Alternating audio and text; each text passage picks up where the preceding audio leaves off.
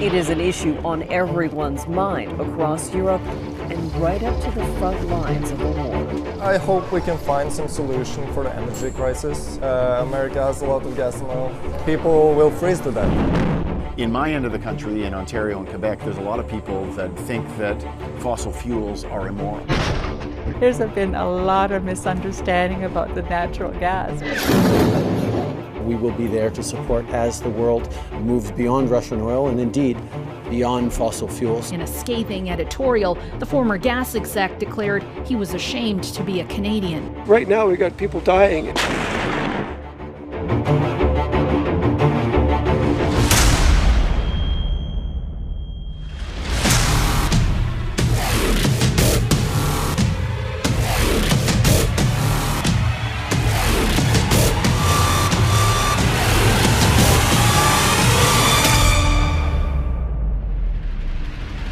Russia's invasion of Ukraine has been brutal. Lives lost, a nation shattered.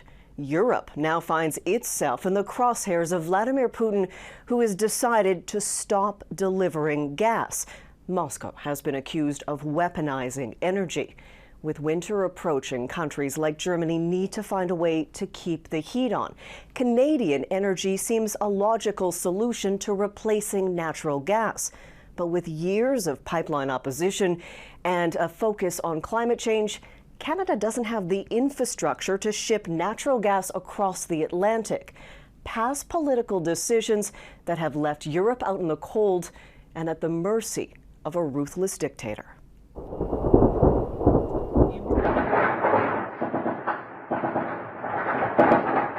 Before dawn on a cold February morning, Ukrainians woke up to a nightmare. The giant column of Russian tanks that had amassed around the country with thousands of soldiers threatening life and liberty were moving. Ukraine's borders were breached from 3 directions. While rockets rained down, a defiant Ukrainian president stood in the capital showing the world he and his inner circle were accounted for and in the country, unafraid of Russia and its so-called special operation. But the war on Ukraine is also a war on energy, needed to heat homes this winter in the war zone and right across Europe. When the winter comes, Russia, who will targetedly destroy our critical infrastructure, the infrastructure which will conduct the heating services. More than 1,000 kilometers of power lines have been destroyed and at least 20 substations shelled. Because we are part of big... Vladimir Putin says workers have managed to repair lines and keep cities under Ukrainian control connected. Literally, we operated from the shelter and let's say 50%, 40% of the time. And we had to deal with unspeakable challenges. To turn up the pressure on Ukraine and the rest of Europe, Moscow has shut down its main gas pipeline to Europe, just in time for winter. What Putin has done is to launch a kind of kamikaze attack on the world economy. He believes that we will give up on Ukraine, give in to his aggression, and go back to mainlining his hydrocarbons. And I have to tell you, he is wrong. It is an issue on everyone's mind across Europe and right up to the front lines of the war. I hope we can find some solution for the energy crisis. Maybe Norway can help. They have a lot of gas and oil. America has a lot of gas and oil. But it will take a long time to transition from Russian oil. How are you so reasonable about this? You're one of the guys on the line. I know, but people will freeze to death. To ensure they don't freeze, European countries are looking everywhere to try and find an alternative supply, including Canada. In Poland, difficult choices are being made to ramp up burning coal, despite the impacts that might have on global emissions. About 70% of Poland's electricity comes from coal. It's burnt at power plants just like this. So severing the relationship between Poland and Russia for energy is complex. And also, there's average citizens. About 3 million households in this country get their heat from coal. Heating a home in Poland this winter with coal is expected to cost at least 4 times more than it did last year. It's more about what Russia did to Ukraine, and I think we will survive the prices, but so many people have died there. A short flight from Warsaw, you'll find the world's biggest importer of Russian energy, Germany. The decision to shut down the Gazprom pipeline has put the entire country and the economy on edge. In the news, the biggest problem is the gas and the energy, not directly the war for the people, more the consequences for the Germans. Inflation in Germany rose to its highest level in nearly 50 years in August.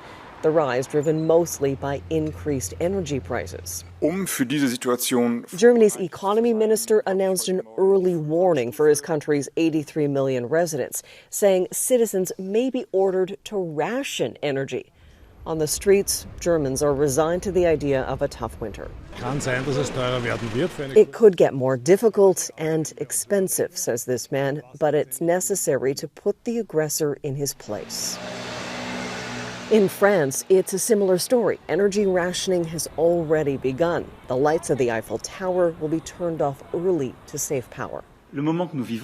French President Emmanuel Macron said the country was at a tipping point and is facing a new era of instability. Throughout much of the EU, the focus is on stretching gas supplies through the winter. Over the summer, the use of AC was restricted in Spain. Heating in swimming pools was turned down. Fearing the Russian gas freeze, Germany has spent months hunting for new sources of energy. The people are used that they have electricity and gas all the time. There's no problem of supply. And for the first time, they realize it must not be forever. It can change. 50 Hertz is a transmission system operator for renewable power.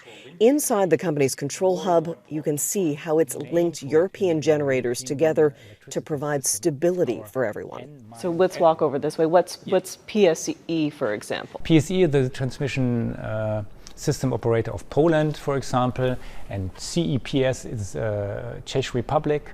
But Germany and Europe can't replace all of what Russia provided with green power, at least not yet, sending the German chancellor to Canada looking for help.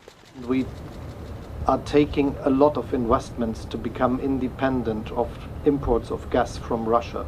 We will do what we can to explore ways to see if it makes sense to export LNG, and if there's a business case for it, to export LNG directly to Europe.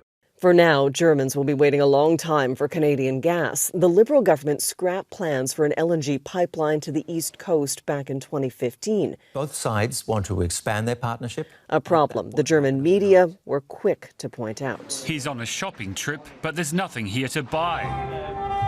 Back in Europe, somehow the rhythm of life goes on. Most people are in tune with the goal of energy independence, if only they can all make it through the winter. As I said, if we are brave and resolved to achieve this future. Do you think Europeans will be brave? I think yes.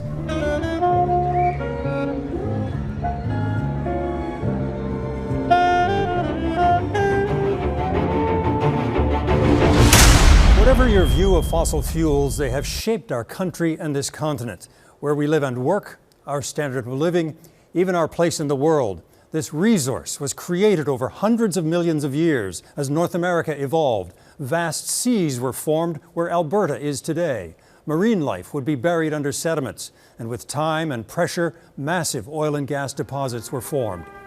And the newest resource is oil. It was just 160 years ago in Enniskillen Township, Ontario, and not far away in Titusville, Pennsylvania, that the North American oil industry began in earnest. As soon as that first well blew in, things began to happen. It would be almost another century before the discovery that would change the way we live and uncork Alberta's vast energy potential. Near the little town of Leduc, Alberta, Imperial Leduc #1 struck oil. That strike would set off an economic gusher for the country, and so began the business of moving oil long distance by pipeline. Trench and pipe for more than 1,000 miles. In 1949, the interprovincial pipeline would be the first major delivery of oil to the United States and on to eastern Canada. At first, ships carried oil through the Great Lakes to the country's industrial heartland in southern Ontario.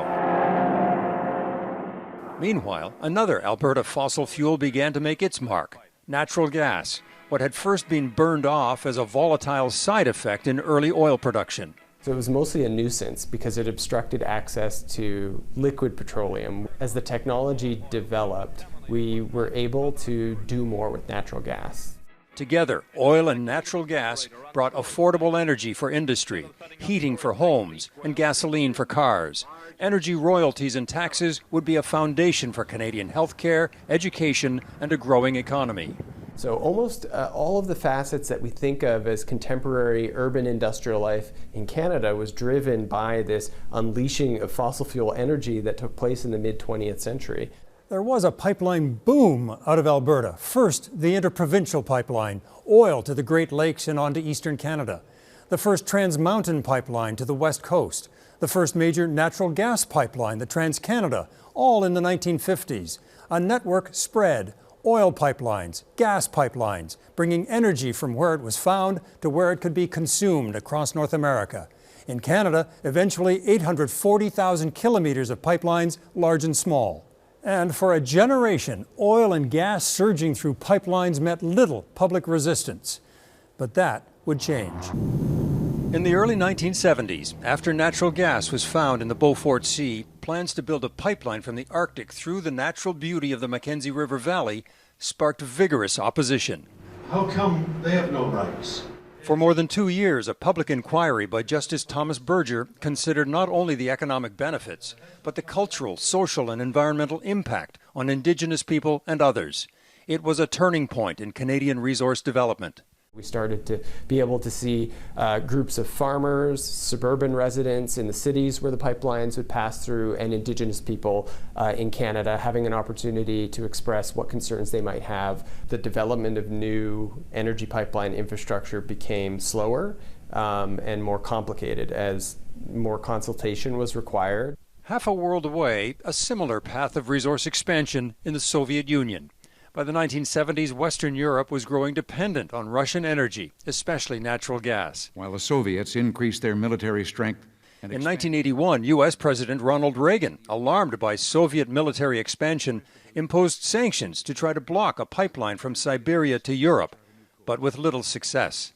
I imposed an embargo on selected oil and gas equipment to penalize this sector of the Soviet economy. Well, it's no secret that our allies didn't agree with this action. And as the Soviet Union broke up, Russia and Europe became entwined with oil and gas pipelines. By last year, the EU was getting over 40% of its natural gas from Russia. At the time, it actually seemed like a really reasonable path that Russia looked like it was beginning to liberalize. I think there was a view of engaging with a post-Soviet Russia was an excellent means of bringing them into the international community and kind of influencing them along a positive path that way. By 2022, Russia's war on Ukraine caused many Europeans to regret that dependence. But how to disconnect and replace Russian pipelines and Russian gas? The geography here just plays such a large role. Now, however, obviously, a lot of those kind of geographic convenience decisions, like an overdependence on Russian supplies, are coming home to roost for Europe, given kind of a very unreliable supplier in Moscow currently. Can Canada help? Not easily or quickly. Night and day, good weather and bad, the work pressed forward. 70 years ago, climate change was not foreseen, and Indigenous voices were not heard. The fossil fuel economy enjoyed almost non-stop growth. Today, environmental regulations are more stringent, Indigenous Canadians have more power to defend their interests, and just getting shovels in the ground can take years. The first Trans Mountain pipeline was oil for British Columbians and exceedingly popular. The new Trans-Canada, oil chiefly for export, is widely unpopular in BC with much greater awareness of environmental risk. The Coastal Link natural gas pipeline is moving forward, but with billions in cost overruns and some hereditary chiefs still trying to stop it. The dynamics of the environmental politics changed almost entirely, and environmental factors became much more central to the debate. Even if you go back to the 19th century, you can see industry commentators reflecting on this, the trapped resource problem for Canada. Once upon a time, the oil and gas was far from North American markets, while it's even further from European markets. Maybe there's a business case to be made for liquefied natural gas infrastructure on the East Coast, or will it make more sense for Canadian LNG interests to focus on Asia? Or is the future hydrogen? Canada has energy options. The challenge is calculating where to invest billions of dollars on long-term projects with so much near-term uncertainty. The climate is changing quickly. Global politics can turn on a dime, and decisions need to be made. Energy security is not just an issue in Europe, it's an issue for us in Canada. We still import oil, a third of the world's reserves, and we still import it because we can't get it across the country.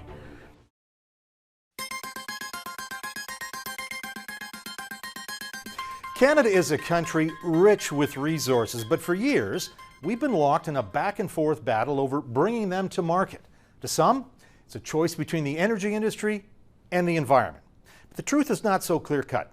Politicians of all stripes have fought this fight, but can two things be true? Can Canada be a climate leader and an energy superpower? Well, a lot of smart people say yes.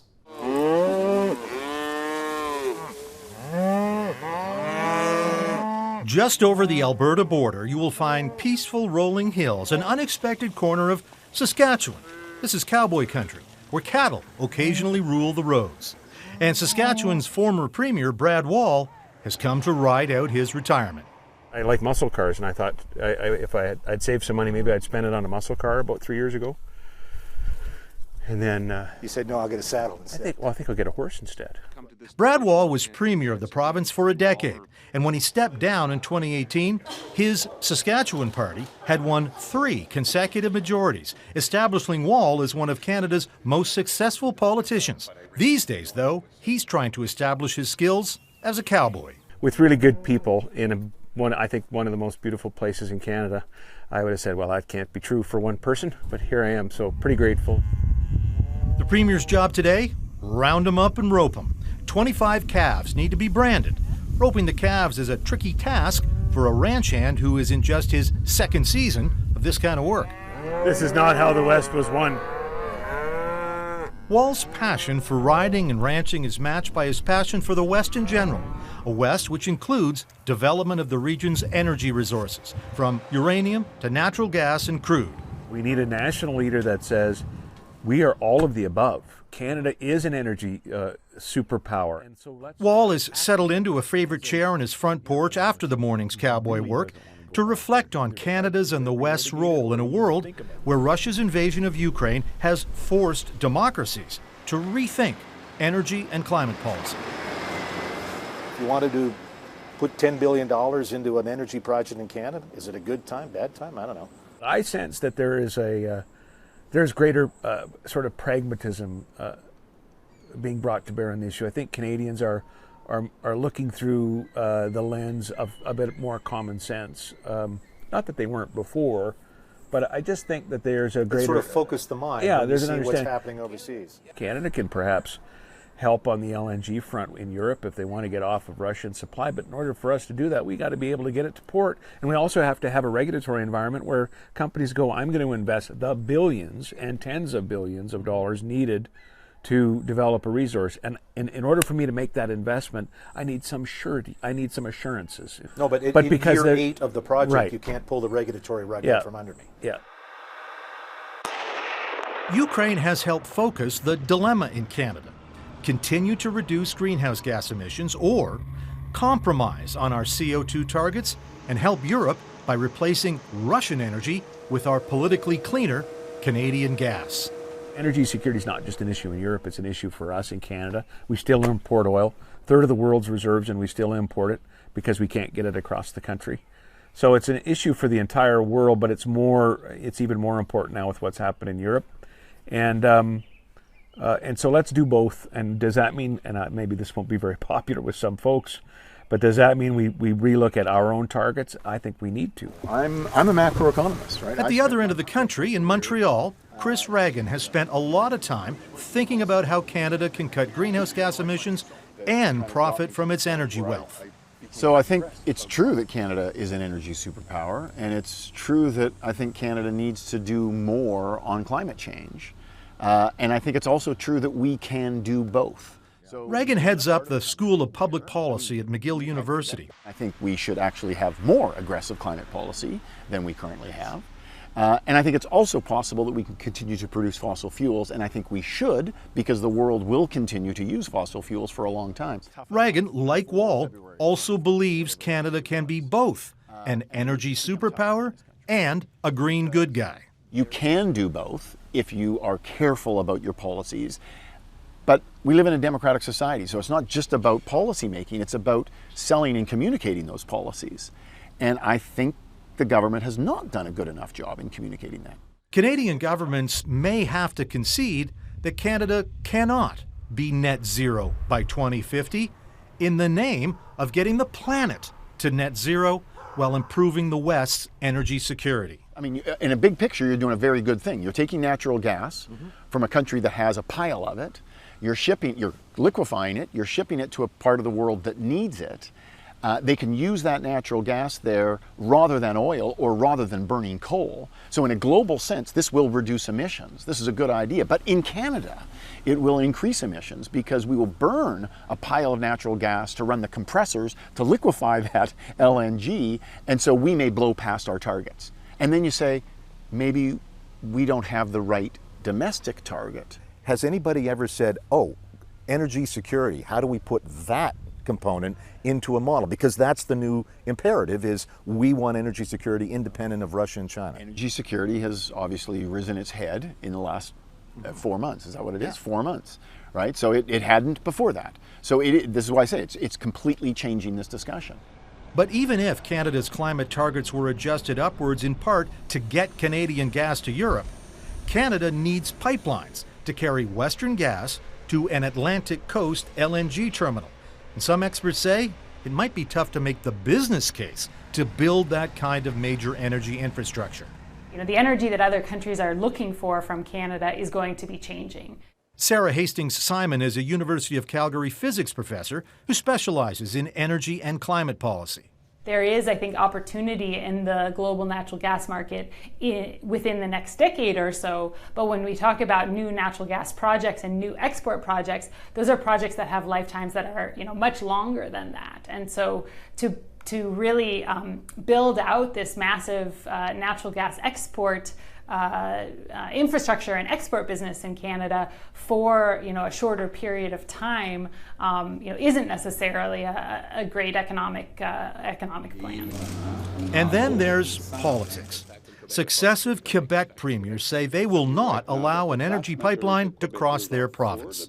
I think Quebec would bristle, and most provinces would, at the notion of a federal government saying, all right, this pipeline is happening, and we're going to put the full weight of the federal government behind it. I think the answer has got to be the premiers and the goodwill they've built up, sitting down and saying, can we not, like we were trying to do on interprovincial free trade or labor mobility, or let's just find an answer here. We can do this, and it works. It's not perfect, nothing, but it works. Well, this becomes a federal issue. Yeah. Right? A pipeline is a federal issue. It's crossing provincial boundaries, and we need our provinces to not be so damn provincial, frankly, right? I mean, they need to recognize that they're part of a bigger country, and that is part of a bigger world. Back in Cypress Hills, the premier turned cowboy has finally found success. His lasso has found a calf. It's taken perseverance and practice, the kind of perseverance and practice that Brad Wall hopes Canada's political class can apply to getting a better balance to the country's energy and climate policy. Many players in the world are playing chess, and we seem to be playing checkers. Who's going to invest in Alberta in a natural gas field if you can't get it to market?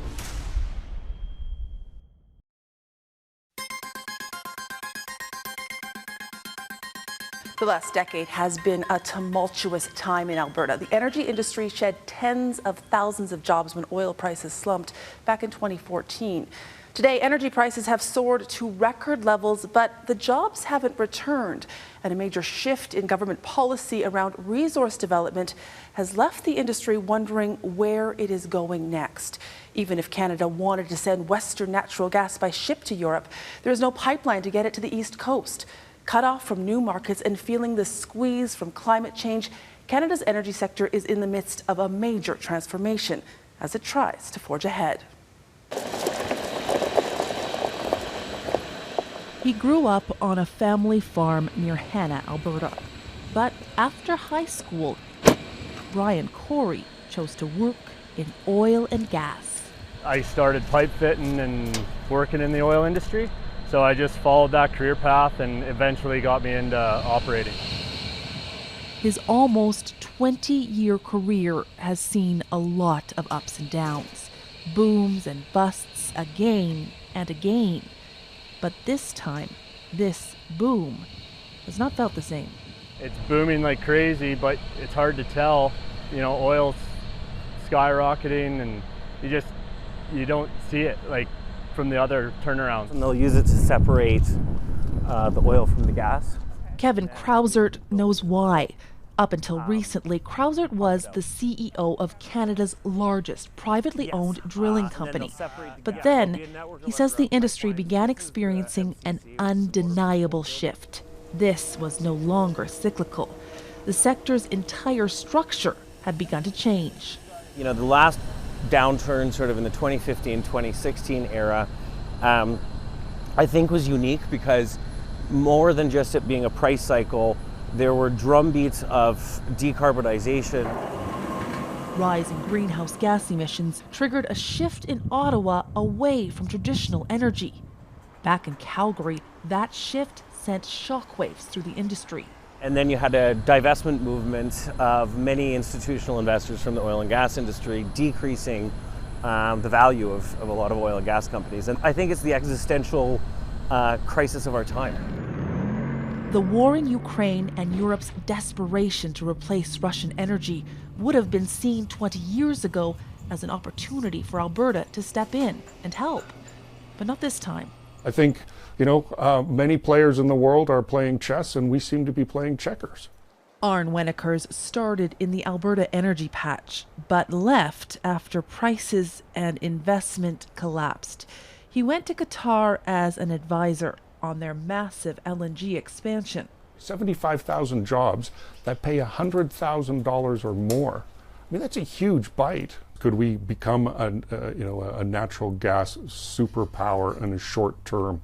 No, I don't think we could. Who's going to invest in Alberta in a natural gas field if you can't get it to market? That will run a series of Kevin Krausert decided to stay, but in 2020 he left the company his grandfather founded 80 years ago. You will now find him in this building. How could we reduce GHG emissions from SAGD production for oil sands producers? The downtown Calgary high-rise headquarters of the Energy Transition Centre. We envision it to work as a data gathering solution. On Thursday afternoons, you'll find it full of engineers. Day to day, they're employed by Suncor, Enbridge, TC Energy, and others. But every week, they come together to work on a goal to decarbonize the industry, and fast. We're looking into a novel carbon storage technology, so trying to help solve some of the challenges around CCUS projects and moving those forward. CCUS, carbon capture, utilization, and storage, is a proven but expensive technology. It involves taking carbon out of the atmosphere and storing it in the ground. The largest oil sands producing companies pledged to get to net zero emissions by 2050 using this technology. Remember that for companies like ours, we're used to actually creating and producing something that we then sell.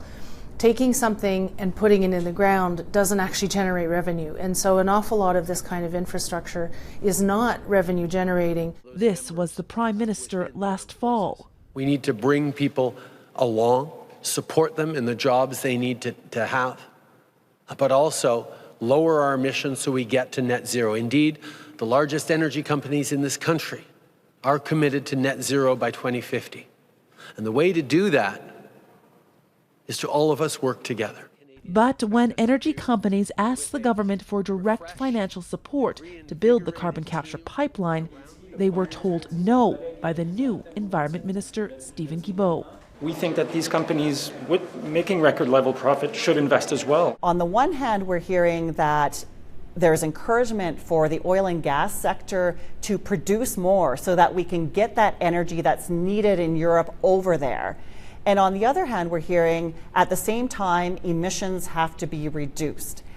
Those two things can happen at the same time, but it has to be done in a thoughtful way. These oil sands companies have come together and put together a strategy that makes them look like they're part of the solution, and that's what the oil sands pathway is. And they're doing it so that they can lobby government and they can get more subsidies. Julia Levin is with Environmental Defense. She says public dollars are better spent on clean energy projects instead of CCUS. The IPCC has warned, don't rely on carbon capture and storage. It is the most expensive, least effective form of emissions reductions. Don't rely on it. The invasion of Ukraine is definitely demonstrating that countries cannot be complacent in terms of where their energy comes from. But with the world likely to remain dependent on fossil fuels for at least the next decade or more, for the sake of global emissions, Kevin Krausert says the opportunity to decarbonize Canada's current industry cannot be ignored. How do we, as we build resilience into a global energy mix, choose energy-producing partners that not just are investing heavily in decarbonization initiatives and planning on leading the energy transition, but also are producing it in a way that is responsible and in line with the values we hold dear for decades. We have so much energy in this country, and the Indigenous people need to be part of the decision-making process as it relates to resource development.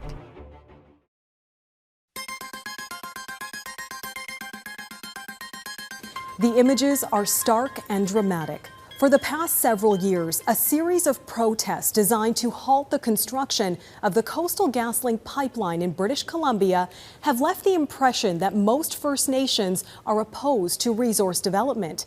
In fact, more and more, some Indigenous leaders are embracing opportunities to partner with the energy sector. For one group in northern BC, it's a way to earn money for their communities while also being on the front lines of protecting their traditional lands.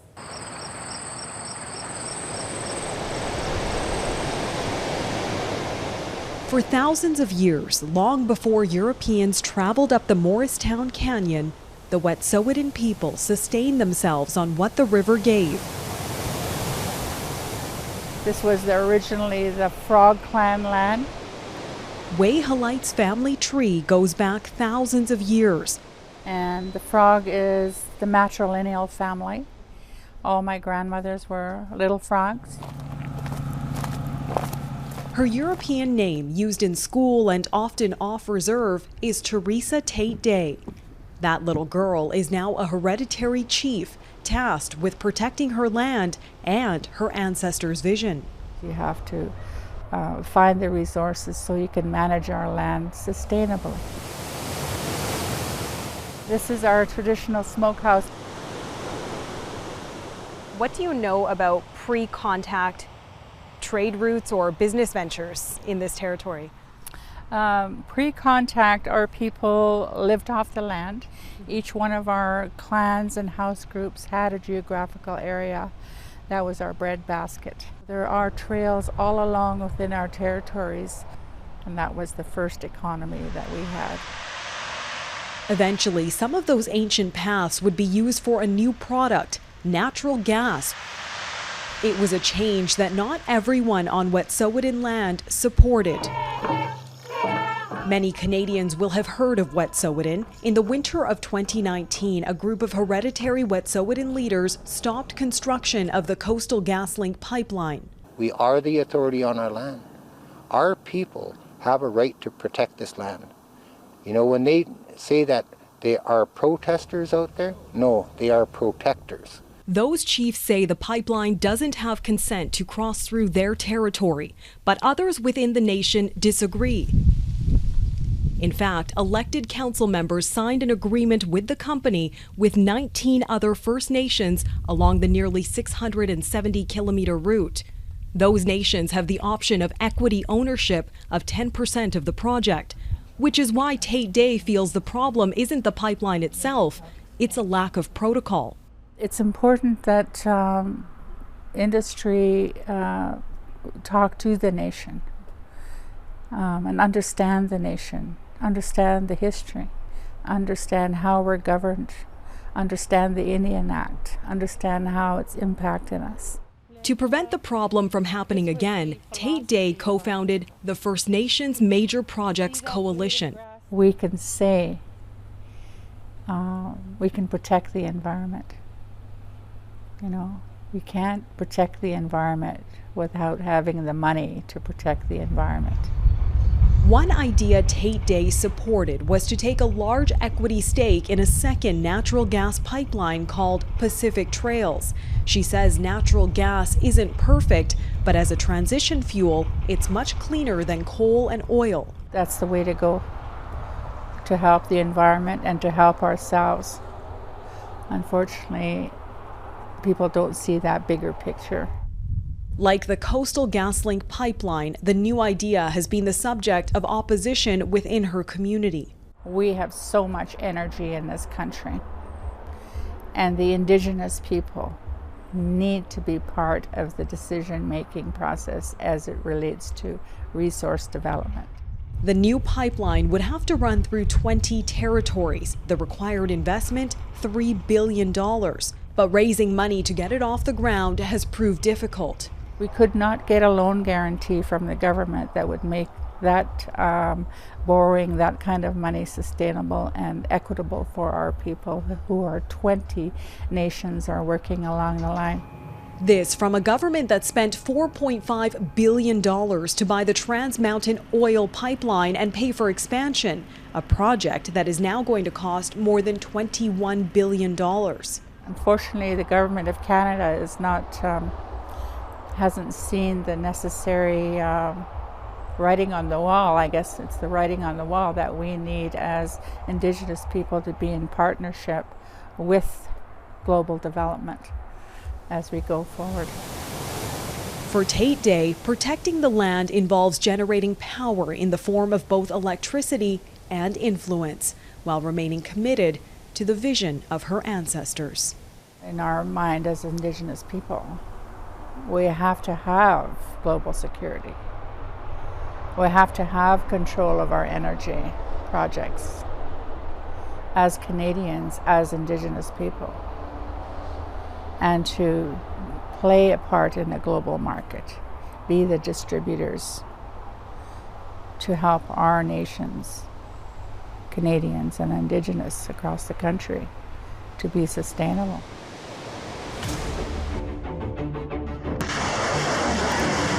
Did Canada help empower Vladimir Putin? Yes, because if we'd produced the oil we could have, he wouldn't have any power.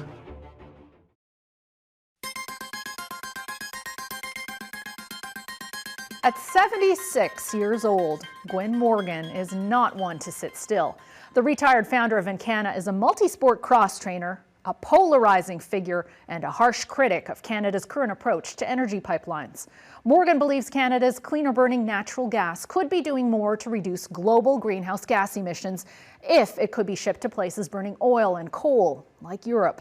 In 2015, a pipeline to the East Coast was canceled by Prime Minister Trudeau. Morgan called it a fiasco that today has helped Vladimir Putin put an energy chokehold on Europe.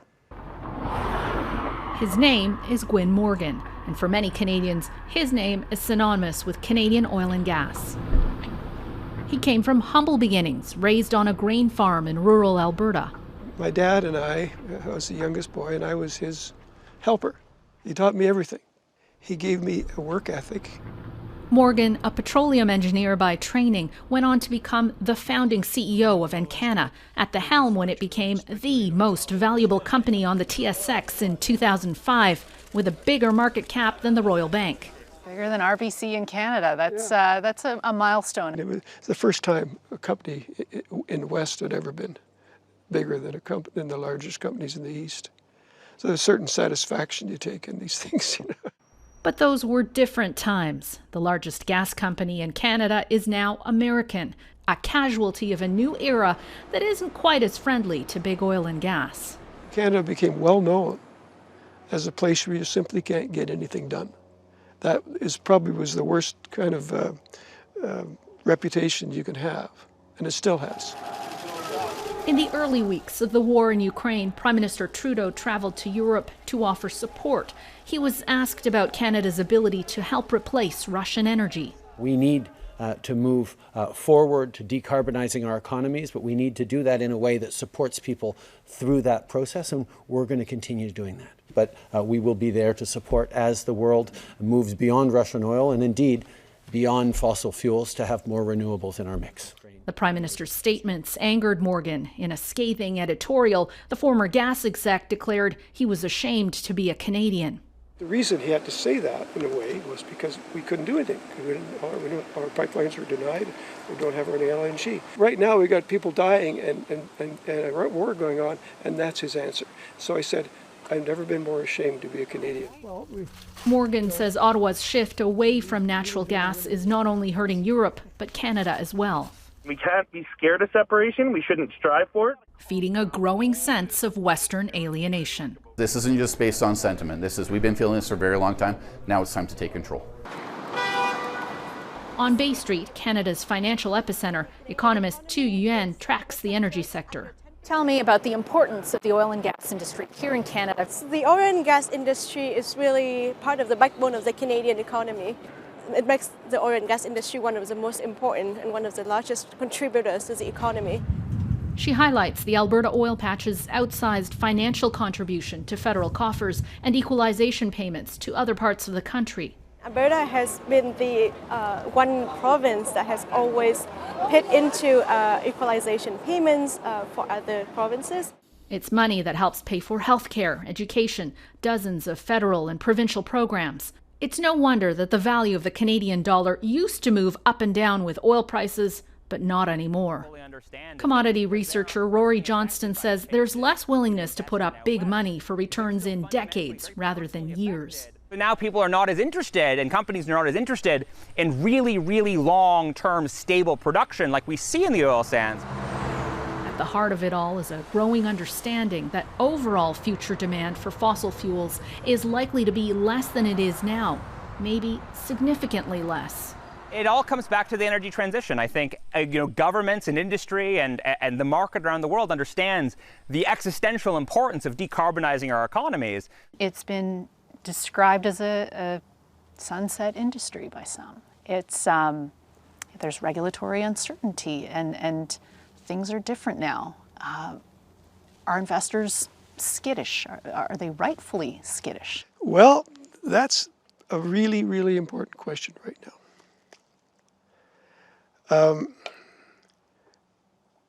That would have been the case months ago. But the combination of the Ukrainian invasion and the fact that Europe had tried to become dependent upon green resources, mainly wind and solar, was a total failure. And it had failed before that. And that's why they had to go to Russian gas. By cutting gas supplies, Putin has a powerful new weapon to stagger the European economy. His hope, Europeans will abandon Ukraine to get the gas turned on again. Morgan says it should never have come to this. He blames a misguided race to replace traditional energy. I don't think very many people are talking about net zero anymore. Now they're talking about, okay, how can we gradually reduce fossil fuels? Did Canada help empower Vladimir Putin? Well, yes, because if we'd produced the oil we could have, he wouldn't have any power. He wouldn't be the swing producer. We could replace his oil. Looking back, Gwyn Morgan's career has been a marathon, always trying to outrun change, government policy, new technology. He's well aware we can't turn back the hands of time, but in Morgan's view, the race to net zero has stumbled, and more people need to see Canadian gas as a transition fuel, a stepping stone to reducing emissions.